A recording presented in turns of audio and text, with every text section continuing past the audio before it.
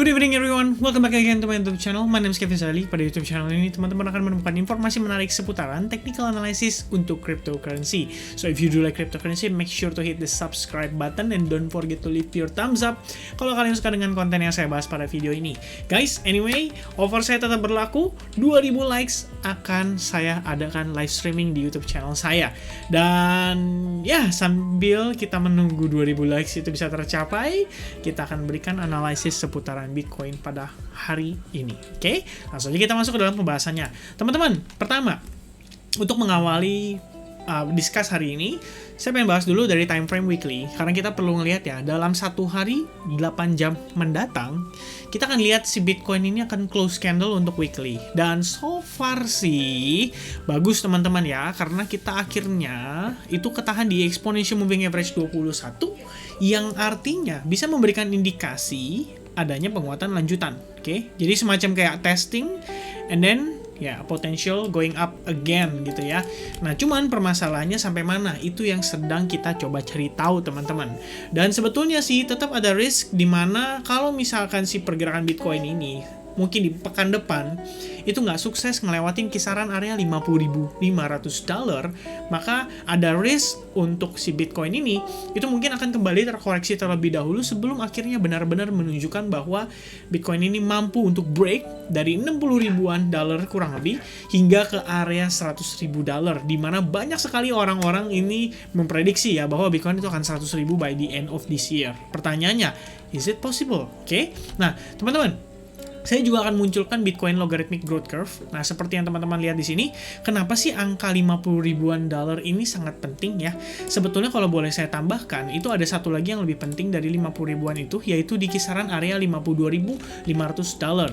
Sebetulnya area ini itu sudah sempat saya mention di beberapa video saya yang lalu, di mana kalau untuk time frame weekly dan seandainya teman-teman gunakan Bitcoin Logarithmic Growth Curve, di bagian tengah ini itu adalah Fibonacci 50% pada time frame weekly dari Bitcoin Logarithmic Growth Curve ya. Dari mana kalian bisa lihat nih, tuh ya, garis yang berwarna merah ini kurang lebih seperti itu. Ini kurang lengkap ya teman-teman ya. Mungkin saya akan coba tampilkan yang lain. Nah, ini aja yang lebih lengkap ya. Nah, jadi teman-teman kalau misalnya lihat dia seandainya successfully close di atas Bitcoin area Fibo tengah Bitcoin Logarithmic Growth Curve, itu akan memberikan power untuk Bitcoin kembali penguatan ya signifikan. Dan sepertinya sih teman-teman, ini let's say adalah leg satunya kita dari bullish kemarin ya, kemudian koreksi untuk kemudian bisa meneruskan ke leg 2-nya kita. Dan untuk proses untuk sampai ke level teratas, which is teman-teman bisa lihat ya, itu sebelumnya kita sempat ya berapa kali, ada 2 kali ya, kita mencapai benar-benar bagian atas dari si Bitcoin Logarithmic Growth Curve itu di 2013 November dan di kisaran 2017 Desember ya, sebelum akhirnya terjadi bear market yang seperti kita tahu ya, koreksi terjadi sepanjang tahun ya. Begitu pula dengan kondisi di 2018. Jadi kalau misalkan sebetulnya sih salah satu cycle dari Bitcoin yang sering banget dimention oleh orang-orang adalah kita harus mencapai bagian atas dari Bitcoin Logarithmic Growth Curve ini dulu before kita ngelihat lanjutan dari bear market ya, which means ini yang selalu menjadi pertanyaan banyak orang, apakah akhir tahun ini, apakah awal tahun depan kita bisa ngelihat Bitcoin mencapai bagian atas dari Bitcoin Logarithmic Growth Curve ini ya, which is itu di kisaran area kurang lebih 129 ribuan dolar ya. Sebenarnya sih sampai 100 ribu aja udah bagus banget, or even better 85 ribu pun menurut saya udah bagus banget teman-teman ya. Tapi terlepas dari hal itu semua, terkait dengan prediction atau perkiraan untuk pergerakan ke depannya, kita harus lihat Bitcoin itu mampu melewati 52.500 terlebih dahulu. Nah, ketika kita sukses melewati area ini, maka saya bisa katakan ke teman-teman bahwa segala outlook yang saya buat di time frame daily ini otomatis akan invalidate ya, artinya tidak bisa kita gunakan kembali. Akan tetapi, tetap teman-teman harus mewaspadai terhadap kemungkinan pullback yang terjadi setelah kita testing area tersebut ya, di kisaran area kurang lebih 50.500 dolar, dan terdekatnya itu sebenarnya ada di kisaran 49.400 dolar teman-teman. Untuk dua area itu adalah area yang kita patut antisipasi. Barangkali di sana kita melihat ada semacam trigger atau semacam sign atau semacam indikasi bahwa market Bitcoin ini akan terjadi koreksi, kita udah boleh was-was ya teman-teman, udah boleh berhati-hati. Mungkin bagi yang sekarang lagi asik-asik serok, lagi asik-asik merasakan profit dari altcoin yang lain yang ya sebagian besarnya itu lagi mengalami penguatan ya, kayak Choti, kemarin kita udah bahas hari Choti ya. Terus di grup juga saya ada sempat mention soal Solana, which means Solana kalau kita lihat lagi, mana nih Solana? Saya punya Solana sebentar ya, saya cek dulu, ini ya Solana ya. Solana juga mengalami penguatan kembali exactly at exponential moving average 21 ya, kita dapat rebound yang sangat baik di sana. Dan sekarang posisinya Bitcoin ini itu sedikit dikaitkan dengan kondisi fraktal yang ada di sini gitu ya, atau kondisi yang terakhir gitu.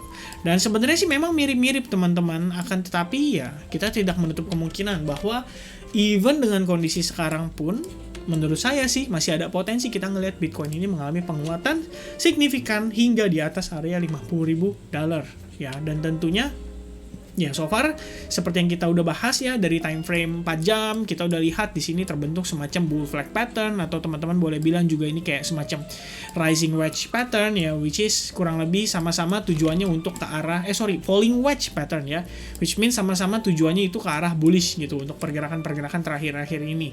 Dan tambahan dari saya untuk time frame kecilnya, yaitu di time frame 1 jam gitu ya. Kemarin kita sempat discuss bahwa di time frame ini ada kemungkinan kita membentuk semacam broadening wedge pattern, yang manakala saat ini kalau kita perhatikan dengan saksama teman-teman, ini menjadi tahanan atau resistance pada bagian atas dari pergerakan saat ini ya. Jadi memang ini sebenarnya masih ada potensi loh kita bergerak itu di dalam broadening wedge pattern, dimana kalau misalkan kita terreject lagi atas area ini, which is itu nggak terlalu bagus, maka ada potensi kita bisa ngelihat Bitcoin itu akan ngetes kembali ke area bawahnya ya, untuk kembali ke broadening wedge pattern. So far kalau kita lihat di sini itu udah ada beberapa wave ya. Ini ada wave 1, wave 2, wave 3, and then wave 4, dan terakhir di sini wave 5. Pergerakan kita berada di dalam sideways dari si broadening wedge pattern ini. Nah, kalau misalnya dilihat sekilas teman-teman, sebetulnya ada potential setup yang bisa dimanfaatkan bagi teman-teman yang ingin trading singkat, yaitu pembentukan semacam another bullish flag pattern ya, atau semacam ya falling wedge pattern ya, kurang lebih seperti itu ya. Jadi proses yang saat ini sedang terjadi ini adalah korektif ya, pergerakan korektif atas pergerakan Bitcoin saat ini. Jika teman-teman lihat juga dari perspektifnya ini sih sebenarnya kalau RSI untuk time frame 1 jam nggak terlalu kelihatan ya.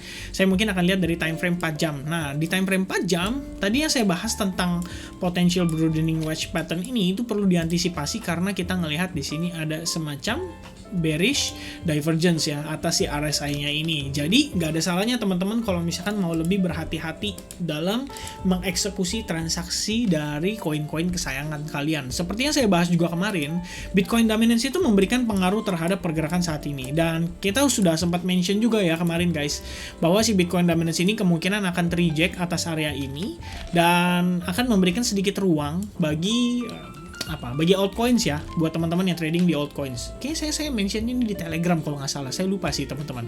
Tapi at least ya ini adalah satu yang kita perlu pertimbangkan. Kalau misalkan dia terjadi breakout atas ini, maka kita akan kembali ke altcoin lagi. Mungkin akan diawali dari Ethereum dulu yang mulai bergerak sedikit parabolik ya, atau sedikit berbeda dari pergerakan dari si Bitcoin. Jadi kalau misalkan Ethereum udah mulai overtake dari pergerakan Bitcoin, di situ kita boleh mulai ancang-ancang untuk kembali serok altcoin ya.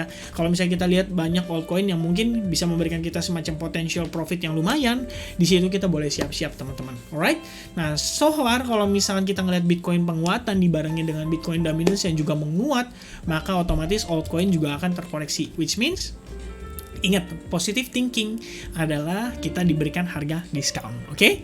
Nah, paling itu aja teman-teman yang bisa saya sampaikan pada update Bitcoin hari ini. Kita harus lihat dulu ya bagaimana Bitcoin bereaksi atas pergerakan saat ini. Apakah dia itu semacam korektif aja, atau dia itu bisa dibilang mungkin mau tes exponential moving average 21 pada time frame 1 jamnya. Dan mudah-mudahan setelah kita ngelihat retest ini, kita bisa ngelihat ada rebound lagi, which means sebenarnya agak sulit karena kalau misalkan weekend itu biasanya volume dan fluktuatif cenderung kecil ya. Oke, so thank you very much once again buat teman-teman yang udah menonton video ini. Hopefully apa yang saya bagikan di sini bisa memiliki manfaat untuk teman-teman di dalam pengembangan technical analysisnya.